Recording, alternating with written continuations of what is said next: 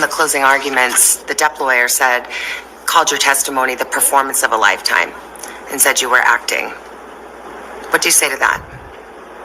Says the lawyer for the man who convinced the world he had scissors for fingers.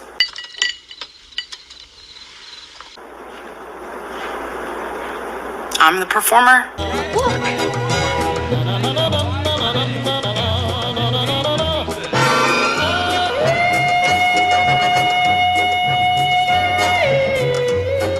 It's been about more than a week since the verdict. As you sit here with me now, has it sunk in?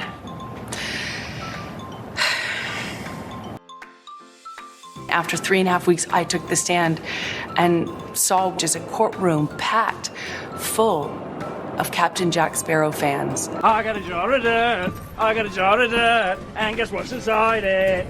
Let's go back to the day of the verdict. Were you feeling confident? It's a great question.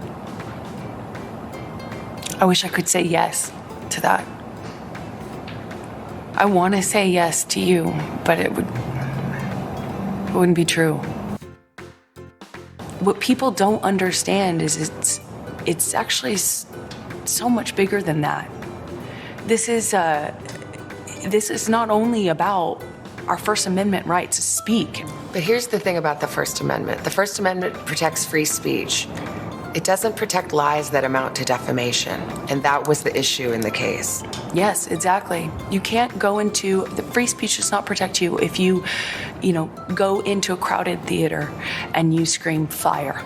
We get the concept of free speech from the Greeks.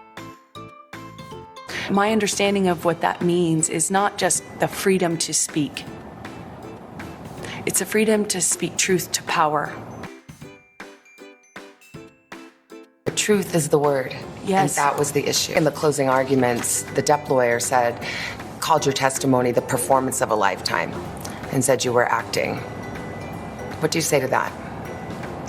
Says the lawyer for the man who convinced the world he had scissors for fingers.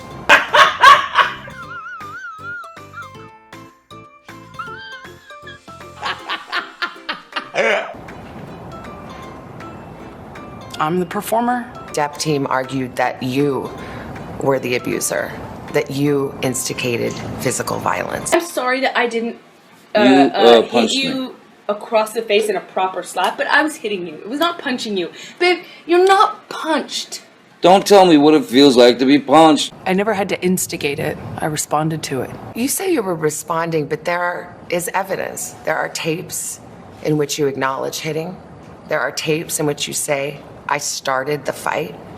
I know much has been made of these audio tapes. What you would hear in those clips are not evidence of what was happening. It was evidence of a negotiation of how to talk about that with your abuser. Go fucking suck my dick, you fucking cowardless, ballless piece of shit. I want nothing to do No, with I it. don't want anything to fucking do with you. You don't want fucking something to do with you. You think I want that fucking old ass fucking piece of shit? Fuck you. But I am looking at a transcript that he says, you start physical fights, and you say, I did start a physical fight. I can't promise you I won't get physical again.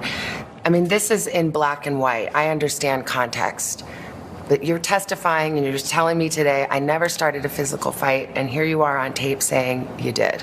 As I testified on the stand about this, is that when your life is at risk, when you're in an abusive dynamic, psychologically, emotionally, and physically, you don't have the resources that, say, you or I do with the luxury of saying, hey, this is black and white, because it's anything but when you're living in it. You fucking hit me last night. You fucking...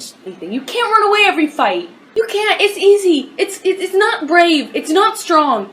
I don't want to, because I don't want to fucking fight. You run away every single fight.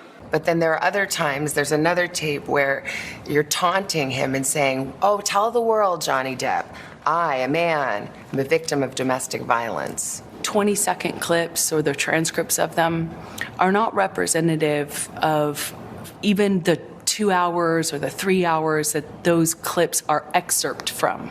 Could your side have just put the whole 3 hours in then? As I testified to, I was talking in those recordings as a person in extreme amount of emotional, psychological, and physical distress. I don't regret. I don't regret. What else? What else that you? Oh, come on. Steve. Come on. What else?